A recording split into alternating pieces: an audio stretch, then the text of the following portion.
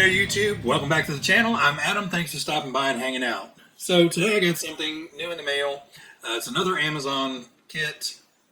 This one is from a different company, evidently a neighboring company with the other one.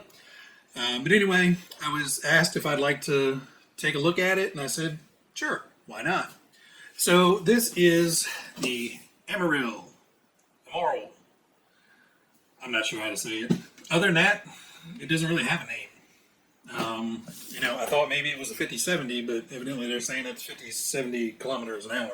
It's just Amoril Racing Sport Series, or Racing Model Series, sorry.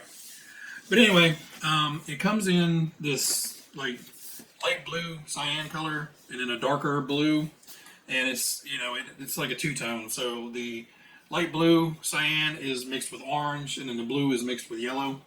Both of them look really good. I couldn't make up a decision, but I figured, a lighter car would stand out on the track a little bit more. So that's why I picked this one. Both of them look pretty cool. This one's a bit bigger than the Rollardo truck we just looked at. So I'm going to shut up. Let's take it out of the box, see what we get. Alright, so first thing you get is the wing and the mounting hardware for the hard plastic wing.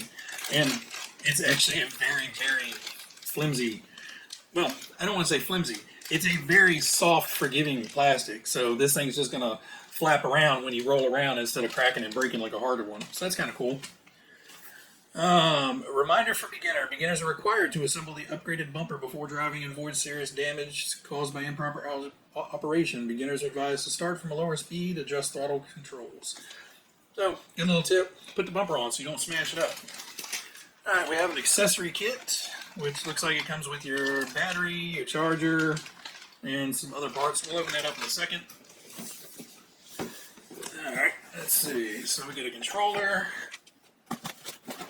Okay, so your controller is exactly the same as the Roller Buggy. Just, I have color-coded wheels now, so I know which one goes to which car. So that's kind of cool. And I really like these little modular designs where the car is actually sitting on a platform. So it's keeping the tires from, keeping the suspension from smashing down. You have these that are capturing the tires and the suspension and everything to keep the buggy from bouncing up. And then you have the radio in there to keep everything centered. So I like the way they box these things up now. It's really nice. It keeps the trucks and cars really protected. So here is the Amoril Power 10 Speed 4-wheel drive. From the initial look at it, it's a sharp-looking buggy.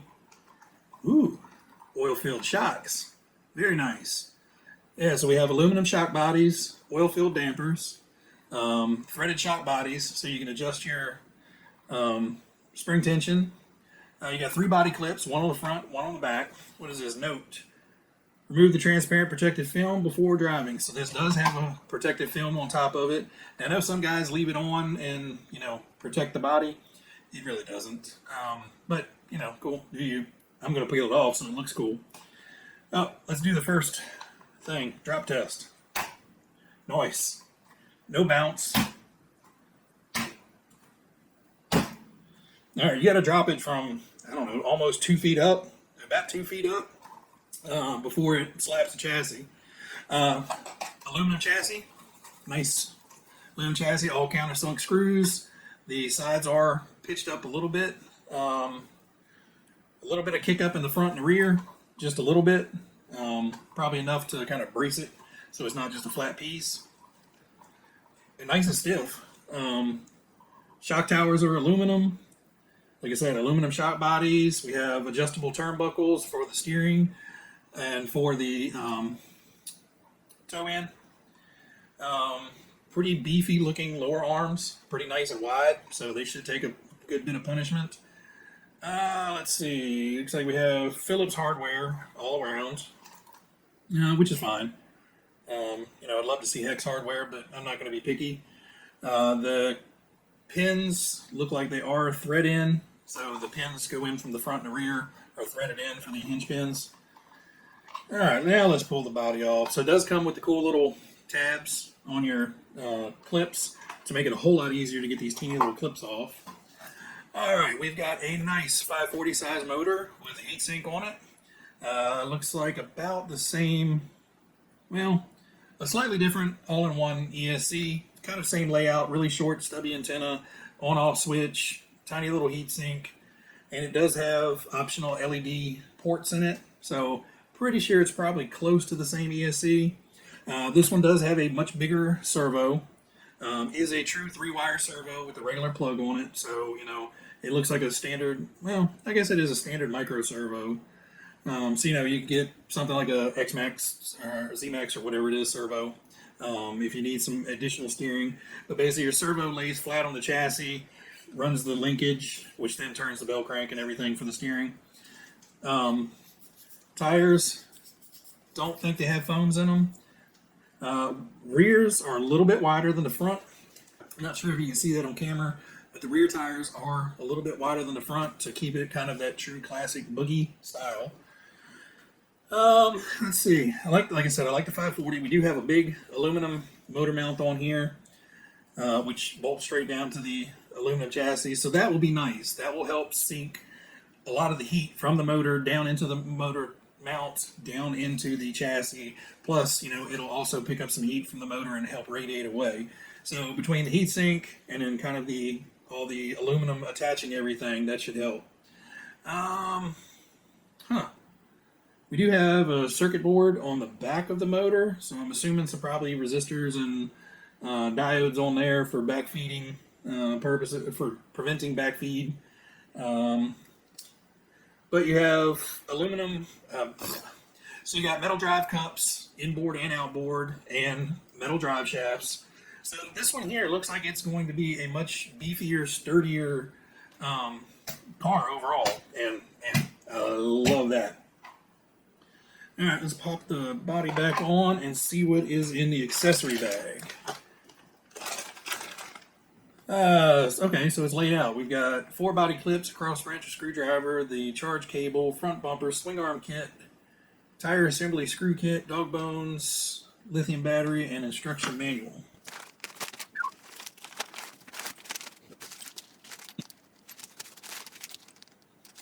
All right, so we've got the accessory kit open. It does lay it out on the back, but I'll run through it with you. So first thing is the instruction manual, and it seems to be really similar to the Relarlo, how to operate it, what the radio controls are, binding and everything, and then some troubleshooting tips and tricks and stuff in the back.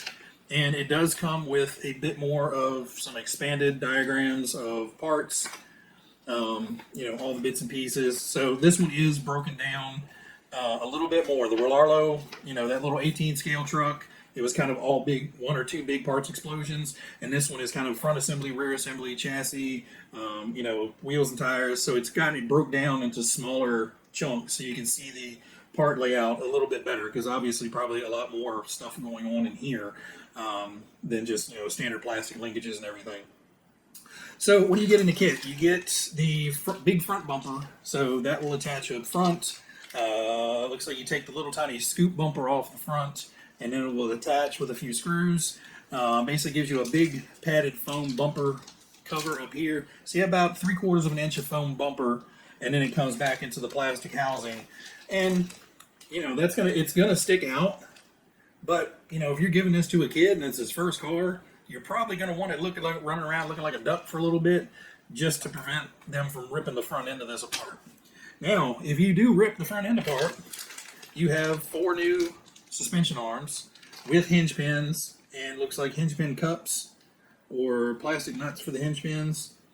But yeah, you get a full set of lower suspension arms, so that's really cool. You get a front CVD shaft, so you really should have decent turning with no cogging with the kind of squared off U-joint type. And then you get a replacement dog bone and outer drive cup for the rear end. So that's cool that you get 2 new dog bones in case something breaks, something strips, something pops out and flies across the yard. You'll be able to find it. You get, 1, 2, 3, 4 body clips, your classic T-wrench, and a small Phillips head screwdriver. I would recommend upgrading from this unless you have, really good grip. Those little tiny screwdrivers tend to hurt my fingers. But nice that they include it. This is cool. You get 3, so you get all new replacement center cups for for the inserts in the wheels, the little blue parts. You get 4 of the wheel hexes behind the wheel, and you get 3 lock nuts to replace any of the lock nuts you may lose. So, you know, if something happens and you pull a wheel off and you're looking at something and then you realize you dropped the lock nut, you know, that's a bad day. So at least here you have spare lock nuts and spare bits, so you drop one of the little, let's call them hubcaps at this point, or, you know, possibly strip out a hex. Okay, so probably they give you a few extra hexes because these don't have the cross pin in the axle. These are actually like square-ended axle shafts. So this actually keys right on to the end of the axle shaft. So they give you 4 extras in case you do strip one out. 4 should last you a while. And then in this bag, you get your charger and your battery. Now, the only thing I would like to see from them is to put the battery in the car when they ship it, just because I don't like seeing a soft case lipo bag bouncing around with pokey bits like axle shafts and stuff like that, and, you know, a Phillips screwdriver. You know, one good jolt and this screwdriver piercing that pack could start a fire. So I think it would be better off to put it in the buggy, you know, just stick it in. You know, a lot of them come with a battery in and a second battery. You know, just maybe a tip for the guys at Amoril, safety-wise. And then you could technically save a bag because you could put this in with something else. LiPo battery is a 1800 milliamp 2-cell LiPo pack. So this is a good bit bigger. And I have another battery pack that I use in a lot of different cars. And it is the exact same size. So if you guys have small battery packs laying around, you know, you may already have a second one for this car. I have this one. It's a, I don't know, off-brand 1500 milliamp, but identical size and shape. So that's cool. I've already got a backup battery. So at this point, you know, I don't know if there's much else to go over. So it's a pretty hefty little guy. I like it. You know, with the suspension, I like the weight of the oil. You know, you can notice that there's some delay in the suspension dropping down. It just doesn't fall, which means, you know, it's effectively damping the suspension travel. So, you know, that in itself, huge win for this car. So I do want to say something real quick about the body. You know, it's amazingly done. You know, I'll give them credit. The guys know what they're doing as far as, you know, screen printing these bodies. You know, the details on the window, the side windows, the front windows, and even these back pieces, you know, they look like decals because they have so much detail in them. But they're all sticker. I mean, it's all screen printed. There is nothing on the outside of this body. It is all printed onto the body. And, you know, light shows through, but it's not going to be like one of those really crappy bodies where when you take it outside, it looks like it's glowing because all the light's going through it. Now, I give them credit on this one. This one looks nice. And the body style of it is really, really different. It's, you know, cab forward, kind of, but kind of traditional. It's kind of broad and burly. And, you know, I think it looks really sharp. So, A++ so far. Oil-filled dampers, nice and stout feeling. No chassis twists. You know, so far, I'm happy with this one. So let me get the wing on it and see what it looks like, and then we're going to get it outside.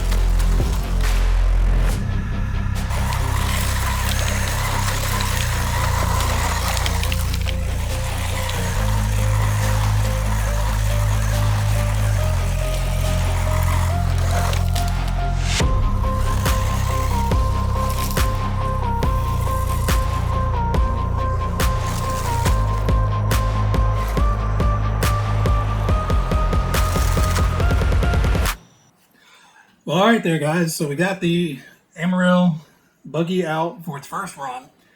Few little issues, nothing major. I was really scared right at the beginning. I came off the jump and it's kind of slid and bumped into the piping and broke. And I was like, oh my God, I just broke this thing in 5 seconds. So the front suspension has the front, well, let me rephrase. The suspension arms have a good bit of flex to them, which you want. You know, in a car like this that is probably going to be given to a kid, you know, you want some flex and some give. So what they've done is perfect.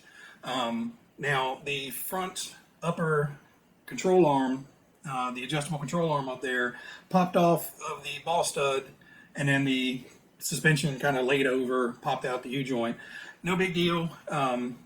Pulled the suspension back, popped the dog bone back in, or the back half dog bone into the cup, and popped the ball back on there, and it did fine. It did pop off later on, but again, I smacked into a pipe pretty hard, and it caught the one front tire and spun it around, and you know, it's going to happen. Got about, I would say, 15 minutes of runtime out of it. I don't know. You know, I'm driving. I wasn't paying attention. And I want you guys to see, if you guys notice, I'm a mess. I'm sweaty. I'm covered in yuck. I was preparing the track to get out and run it. So the track was very loose. You know, I'd gone out and taken the propane torch and burned all the weeds that were coming up.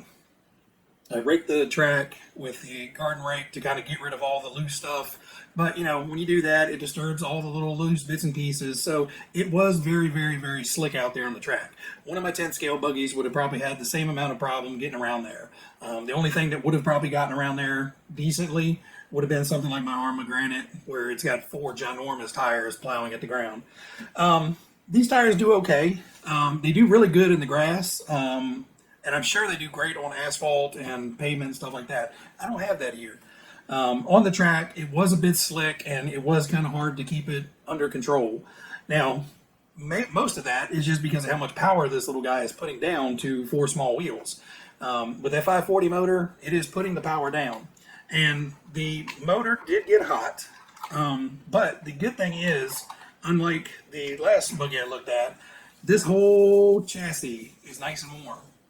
So what that's telling me is not only do you have this heatsink fin up here trying to dissipate heat from the motor, this aluminum motor mount and this aluminum chassis is just wicking all of that heat away from the motor as much as it can, just to dissipate all that heat and try to keep all of this from overheating. Now, ESC did get hot to the touch. It's not like burn you hot. So kind of normal. You know, some ESCs are going to stay cooler than others, and this one has a very small heatsink on it, so not surprising it gets a little warm. But overall, I'm very impressed. You know, the suspension worked well. It took some mean tumbles out there, and other than dirt and stuff all over the wing, everything looked fine. You know, it took some nasty tumbles, and you know, just flip it over and keep on going. Nothing's bent, nothing's broken. You know, there's no signs of leaking from the shocks. There's a little bit of dust on this one, but I don't think that's anything to do with anything leaking. I just think it's just kind of some probably residual oil from when it was built, because it's just dusty, it's not wet. So one other thing I wanted to mention is evidently you can run this on 3S. Now I don't have a 3S battery pack that will fit in here. It's kind of tight. I guess you can. I don't know. I don't have one that fits. My biggest 3S pack is, you know, almost that thick. It's pretty chunky. So I won't be running 3S in here for 2 reasons. 1, I don't have a battery to fit it, and 2, I can't use 3S on that track. You know, this thing is already spinning out and slinging dirt everywhere on 2S, so 3S to me is going to be pointless. Now, if you have a big parking lot or something to run this in, or like a football field or something, you know, by all means, dump a 3S in there and see how fast it'll go. Me, I'm on a limited space of the track and kind of my yard, and no. 3S is just going to be too much for this old dog. So, you know, if you guys are into the bashing scene and just want to go out and just run it hard and run it fast, you know, if you can get a 3S battery pack for it that'll fit, you know, it's supposed to handle it. I don't know. I didn't run it on 3S and have no plans of running it on 3S just because it's going to be too crazy for me to try to get out on the track with it. But, you know, overall, guys, I would have to give this one 2 thumbs up. You know, for the price, it's a good little buggy for what you get. It is a little bit higher than some of the, Amazon specials that you can find, but not too many of them come with oil-filled shocks. Not too many of them come with adjustable turnbuckles. Not too many of them come with adjustable steering. Not very many of them come with CVDs up front. Certainly not very many come with an aluminum chassis plate. Not a whole lot come with a 540 motor. So, this thing is kind of pretty good for the package. Now, I'm not giving it a glowing review because, they worked with me to get this buggy pretty cheap. It is my honest review. I'm never going to sugarcoat one of these reviews. You guys are going to get my honest opinion on it. And other than the ball cup popping off of the front end and scaring the crap out of me, ran fine. Again, on this, I did have to turn down the steering rate a good bit. Again, I'm probably at like 30% steering rate just because it was so loose out there. If it started kicking sideways, I would correct and go the other way, and those wheels just, flopped over. So I did turn down the steering rate, so it slowed it down a little bit and didn't give it quite as sharp of a steering angle because if I was just doing this all the way down the straightaways. I'm sure you saw the terrible driving in the footage. Anyway, guys, sorry about recording a kind of a wrap up to this, all sweaty and messy and everything, but that's what happens when you've got to go out there and take care of a track and to be able to run cars. So anyway, guys, I hope everybody enjoys the videos. These are kind of going to be tossed in between a lot of the other videos. So I will try to keep kind of the regular content coming, and as stuff like this comes up, I will toss it in there. So anyway, guys, you guys be happy, be healthy, be safe. I will put some links down in the description below for this guy if anybody's interested. And again, honest opinion. It works pretty well.